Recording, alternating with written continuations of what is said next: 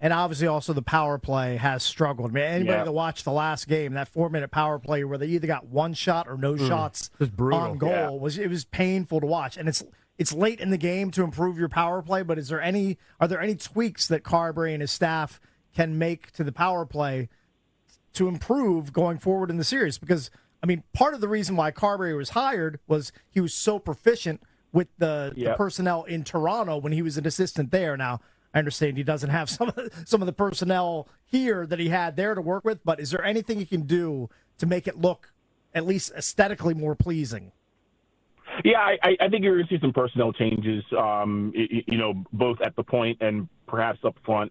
It looked like they were experimenting with some things in practice yesterday. But you're right. I mean, we talk about the parts of a team game that have to translate, that have to produce in the playoffs. And, number one, I would say you go as far as your goaltender goes. Mm-hmm. Number two, special teams. And right now, the Caps are losing. They're underwater in the special teams battle against Carolina. And they struggled a bit against Montreal, too. The Caps power play, 16.7%. Penalty kill, 72.7%. Carolina, 27.3 on the power play. That's second best of the teams that are still playing.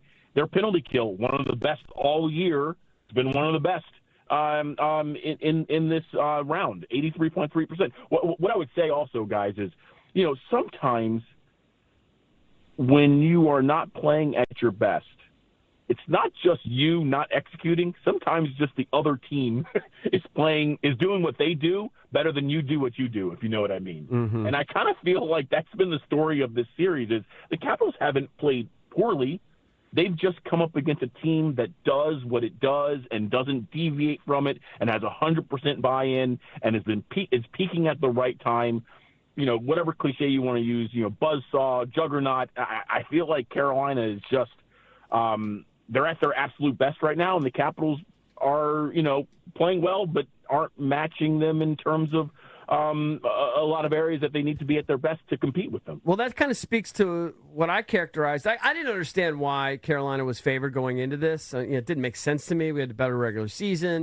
We split in the regular season. Then I watched game one, and my conclusion was, oh, wow, this is just a bad matchup for the Caps. Like, they're good at stuff maybe that, taking away our strength. Like, it's just a bad matchup. That's kind of how I feel at this point. You nailed it. Yeah. That really is the long and short of it. Yeah. It's a bad matchup.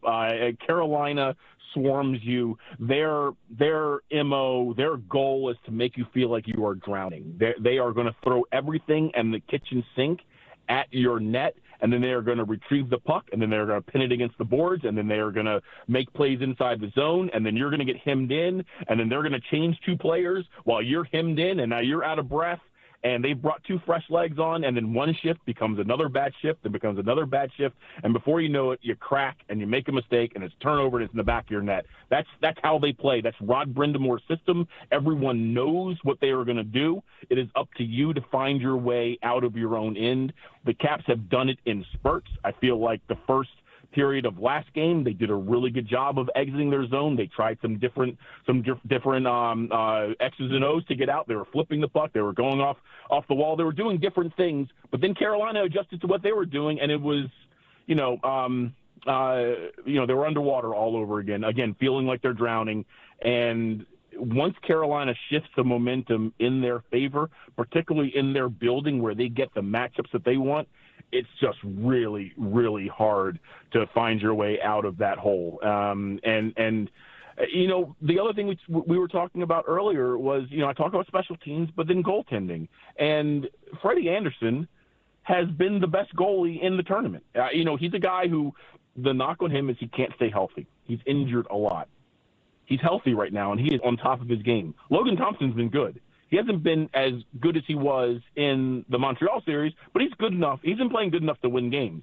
The problem is he's getting outdueled by a guy who is playing at a first-team NHL All-Star level right now. And Freddie Andersen's always had that ability. He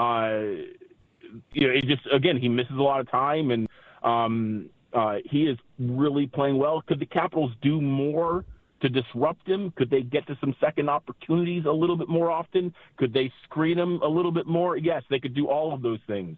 That said, when I watch Freddie Andersen right now, I'm like, man, I don't see a hole in his game. I don't see anything that they can exploit. He is just dialed and in the zone.